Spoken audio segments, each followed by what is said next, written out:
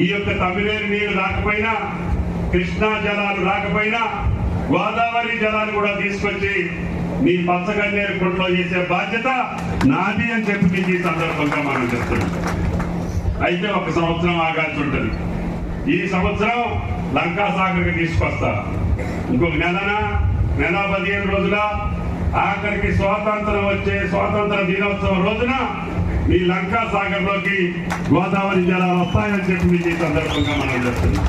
అందుకనే కప్పల బంధం వాళ్ళు వచ్చారు, తల్లాడు వాళ్ళు వచ్చారు, వైరా వాళ్ళు వచ్చారు, మదిరోళ్ళు వచ్చారు. ఎల్లుపాలెం దాకా ఈ 3-4 నియోజకవర్గాలకి ఈ సంవత్సరమే గోదావరి జలాలు ఇవ్వాలనేది నా ఏకైక రాజకీయ కోరిక అని చెప్పి కూడా మీకు ఈ సందర్భంగా మనం చెప్తున్నాం. అందుకనే నన్ను భగవంతుడు ఇన్ని చుట్టూ తిప్పి ఆ నీళ్లు నువ్వే వదలాలనేటటువంటి ఆకాంక్ష, ఆయన ఆశీర్వాదం